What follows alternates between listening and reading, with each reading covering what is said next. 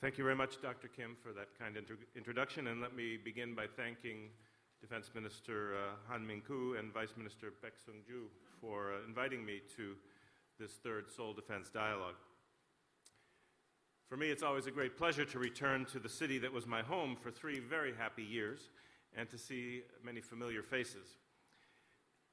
It's also very exciting to see that in the 6 years since I completed my term as U.S. Ambassador, the Republic of Korea has become a truly global player, not only economically as a member of the G20 or as the trendsetter in music and the arts, but as an influential political and military power that is contributing to international peace and security far beyond its borders. Global Korea is no longer an ambition, it's a reality. Now, for the last couple of years, my home has been in Brussels at NATO headquarters. This is my 3rd time serving at NATO. I keep coming back because NATO is the most successful alliance in the world and an anchor of stability in a turbulent world. The reason for NATO's existence is to maintain the security of its members, based on the principle that an attack on one is an attack on all. This simple mantra has contributed to the longest sustained period of peace in European history, even during the 40 years when NATO members were threatened by the might of the Soviet Union. This first phase of NATO's history during the Cold War was defined by the success of our collective defense. It enabled all of our members to develop and prosper beyond anything we could have imagined when NATO was created back in 1949. And it laid the security foundation for what is now the European Union. But after the Soviet Union collapsed, the world moved on.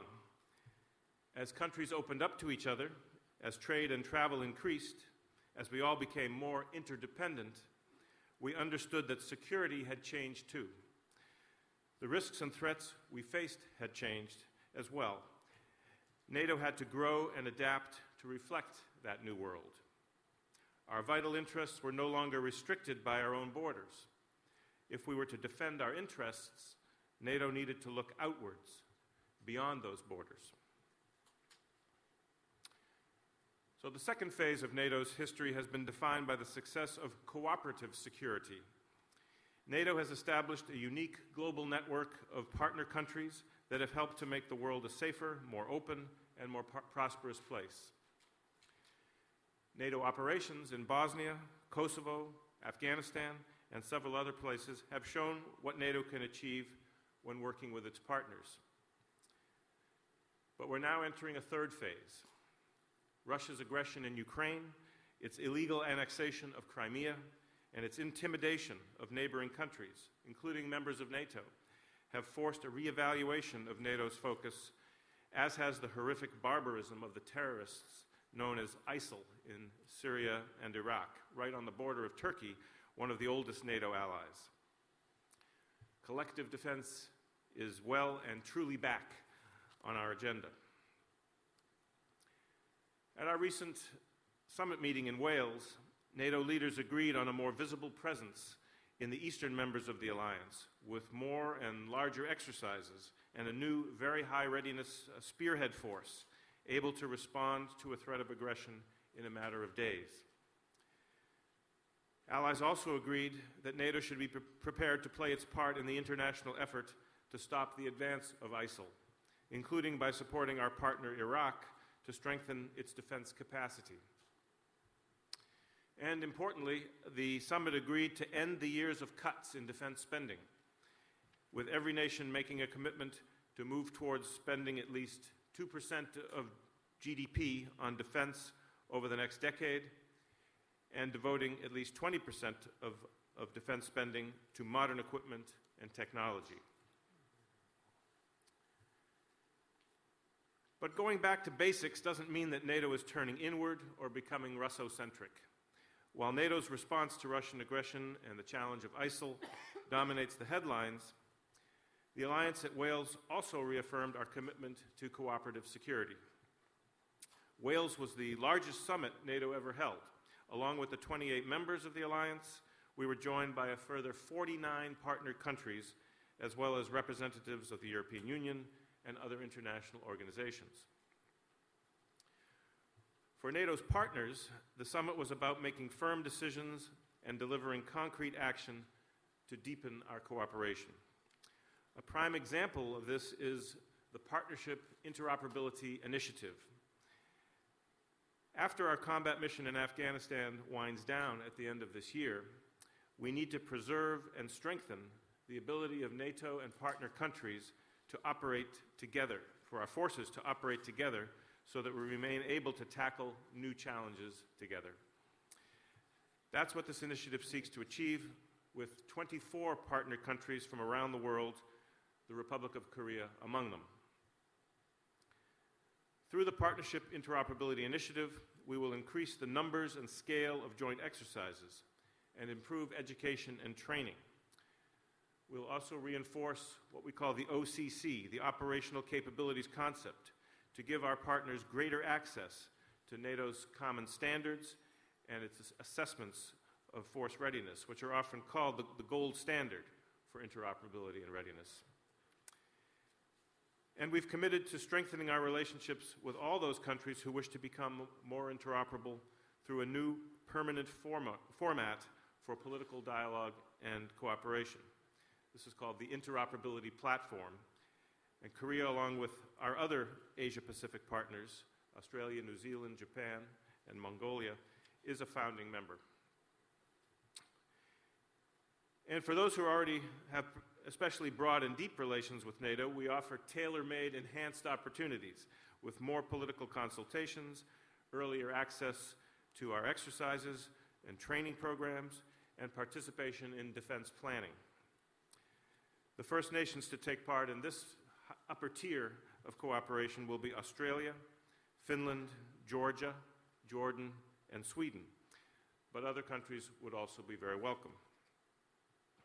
So this is a first. It's the first standing consultative forum dedicated to interoperability, and by far the greatest opportunity for cooperation and dialogue for those countries who want to be an enhanced opportunity partner.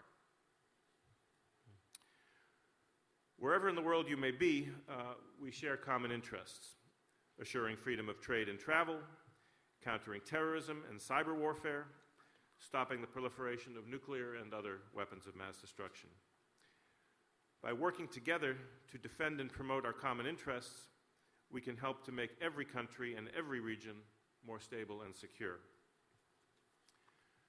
Our mission in Afghanistan has been a catalyst for closer partnership over the last decade, especially with countries that are located far beyond NATO's borders. And our joint effort through the United Nations mandated and NATO-led International Security Assistance Force has achieved a great deal. For the Afghan people, while there are still significant challenges, they have far greater access to health care and employment, their children can go to school, and their country is more secure than it has been for a long time, thanks in particular to the 350,000 strong Afghan national security forces that NATO and its partners have helped to train, advise, and assist. And for the international community, Afghanistan is no longer a safe haven for international terrorists to plan their attacks against us. It's a particularly impressive example of what different nations can achieve when they come together under a common cause.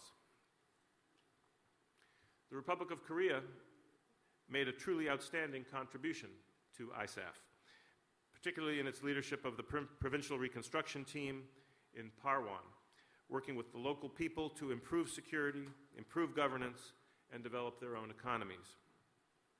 This has now been successfully transferred to the local Afghans. Your country remains in the area, operating a civilian field hospital and a vocational training center. And Korea has also made a generous financial contribution to the Afghan National Army Trust Fund, which will help sustain the security gains that have been made after NATO's combat mission comes to an end later this year. So Korea can be proud of what it has done in Afghanistan, and NATO is proud to call Korea a partner. Now, beyond Afghanistan, Asia matters a great deal to NATO. How can it not? Asia is home to nearly half of the world's population and over half of the world's trade. Two of NATO's allies are Asia-Pacific nations, Canada and my own country, the United States. But while we share many strategic, economic, and political interests with Asia, let me stress that NATO is not seeking an active role in Asia. Our main focus always has been and always will be Euro-Atlantic. NATO has no ambition to become a global alliance, but we do have a strong interest in deepening our relations with our global partners, providing our experience and our expertise where it can be of value, and creating the basis for joint action in meeting transnational threats. With the Republic of Korea, beyond our initial engagement in Afghanistan, we have worked together in counter-piracy operations in the Indian Ocean. We have agreed a formal partnership and cooperation agreement with clear medium and long-term objectives. And just yesterday, we held the 7th round of our annual policy consultations. NATO is committed to long-term engagement with the Republic of Korea and with all of Asia, to making that engagement both political and practical. Improving maritime security is another key area for future practical cooperation.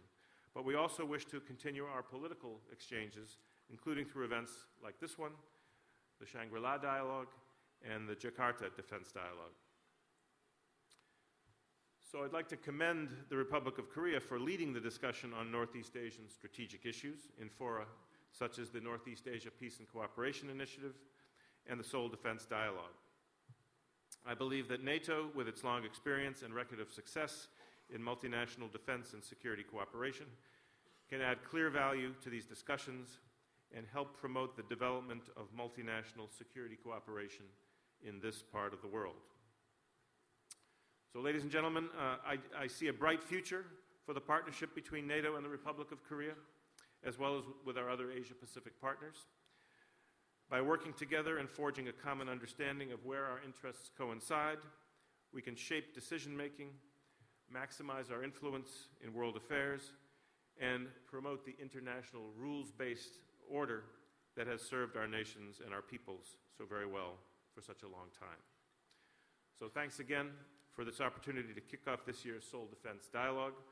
I hope that this forum will become as well known around the world as Gangnam Style. Thank you very much.